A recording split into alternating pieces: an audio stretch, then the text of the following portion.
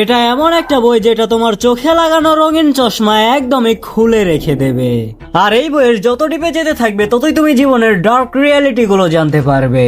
এই জন্য যদি তুমি আগের ভিডিওগুলো না দেখে থাকো তাহলে এখনই গিয়ে দেখে আসো, নয়তো এগুলো বুঝতে অনেক প্রবলেম হবে। তাহলে চলো আর কথা না বাড়িয়ে শুরু করা যাক।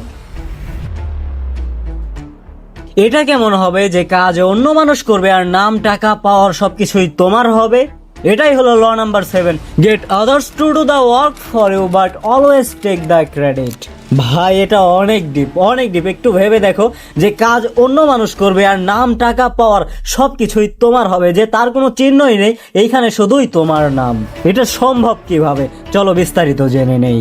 দেখো এখানে বোঝানো হয়েছে জীবনে যেই মানুষটা সব ধরনের কাজই করে ওই মানুষ বেশি এগোতে পারে না, কারণ সবখানেই যদি অল্প অল্প করে এফোর্টস লাগায় তাহলে কোনো একদিকে ফোকাস করতে পারে না আর সে বেশি দূরে যেতে পারে না। আবার অনেকে এমনও আছে যারা ট্যালেন্ট ছাড়াই তাদের জীবনে অনেকে এগিয়ে যায়। এখন তুমি এটা বলতে পারো যে ভাই আসলে ট্যালেন্ট ছাড়া কিভাবে এগোনো যায়, কিন্তু হয়তো তুমি জানো না যে ট্যালেন্টেড সে নয় যে সবকিছুই জানে বা সব বিষয়ে ধারণা রাখে। ট্যালেন্টেড তো সে যে অন্যের স্কিলকে নিজের করে কাজে লাগাইতে জানে। এটাই হলো আসল ট্যালেন্ট। আর ওই ব্যক্তিটা এটা খুব ভালো করে জানে যে অন্যের স্কিলকে কিভাবে নিজের করে ইউজ করতে হয়।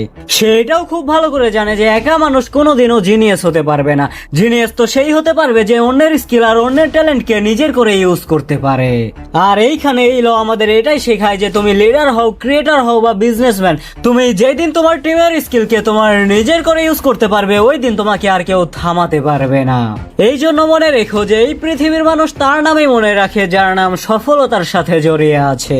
কারণ এফোর্টস যদিও তোমার পুরো টিমের, কিন্তু রেসপেক্ট সব সময় লিডারই পায়।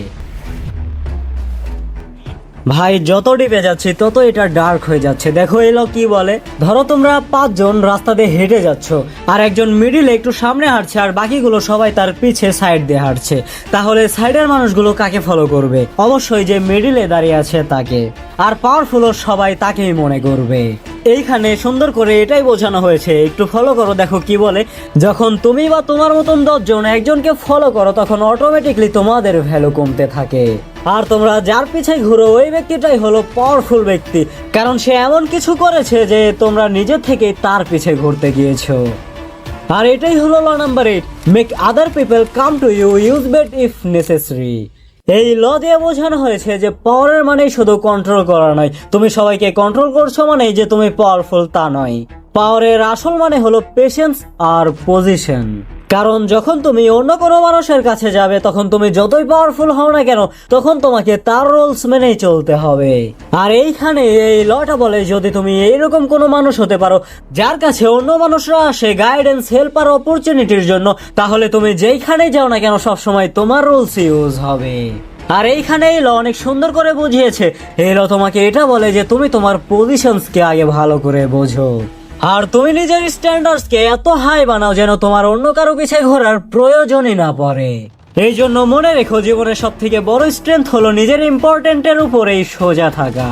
আর তুমি অন্যের পিছে না দৌড়ে নিজের ভ্যালু এত বাড়াও যেন মানুষ তোমায় খোঁজে। আর এটাই স্মার্টনেস আর এটাই পাওয়ার। তুমি যদি ভিডিওর এই পর্যন্ত এসে থাকো তাহলে আমি তোমাকে একটা কথা বলতে চাই, ভালো করে শোনো। তুমি এই ভিডিওটা শুধু দেখোই না, ভিডিওটা অনেক ভালো করে মনোযোগ দিয়ে শোনো, কারণ যখন তুমি এই 48টা ল ভালোভাবে জানতে পারবে তখন তোমার কোনোদিনও কোনো জায়গাতে সিচুয়েশন যেমনই হোক না কেন কারোর সামনে তোমার মাথা নিচু করতে হবে না। তাহলে চলো এবার ল নাম্বার 9 দেখা যাক। পাওয়ারের গেমে মানুষের সব থেকে বড় ভুল কি জানো? জেতার জন্য একটু বেশি কথা বলে। কারণ তুমি একটু লক্ষ্য করলেই দেখতে পারবে যে ব্যক্তিটা বেশি কথা বলে বেশিরভাগ সময় দোষী ওই ব্যক্তিটাই হয়। কারণ বেশি কথা বলতে গেলে অনেক সময় এমন কিছু কথা বলে ফেলে যেটা বলা একদমই উচিত নয়। আর বাংলা একটা প্রবাদ আছে, তোমরা অনেকে শুনেই থাকবে, যে চোরের মায়ের বড় গলা। এই জন্য সব জায়গাতেই বেশি কথা বলতে নেই।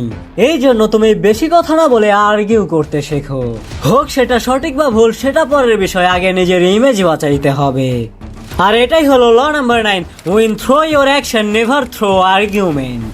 আর এই ল আমাদের অনেক সুন্দরভাবে বোঝায় যে সবকিছু প্রুফ করার দরকার নেই, তুমি শুধু শো করো। কারণ বর্তমান যুগে যেটা দেখা যায় ওইটাই বিক্রি হয়। কারণ যখন তোমার কাজ নিজেই কথা বলে তখন দেখবে যে কোনো প্রশ্ন না করেও সবাই ওইটা মানতে বাধ্য হচ্ছে। আর অ্যাকশন এমন একটা ল্যাঙ্গুয়েজ যেটা সবাই বুঝতে পারে, সেটা হোক তোমার সাপোর্টার্স বা হোক তোমার অপোনেন্টস। অ্যাকশনের ল্যাঙ্গুয়েজ সবাই বুঝতে পারে। তুমি একটু ফলো করলেই দেখবে যখন তুমি কোনো প্রবলেম কথা বলে সলভ করতে যাও, তখন তোমার ওই কথাতে টেম্পোরারি এফেক্ট পড়ে।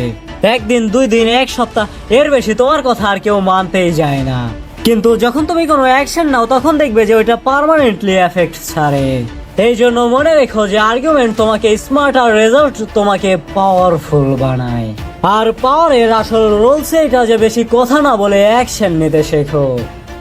আর তুমিও যদি পাওয়ারের আসল রুলস জানতে চাও তাহলে এই চ্যানেলকে সাবস্ক্রাইব করে নাও, কারণ নেক্সট ভিডিওগুলো তোমার কল্পনা থেকেও বেশি পাওয়ারফুল হতে যাচ্ছে।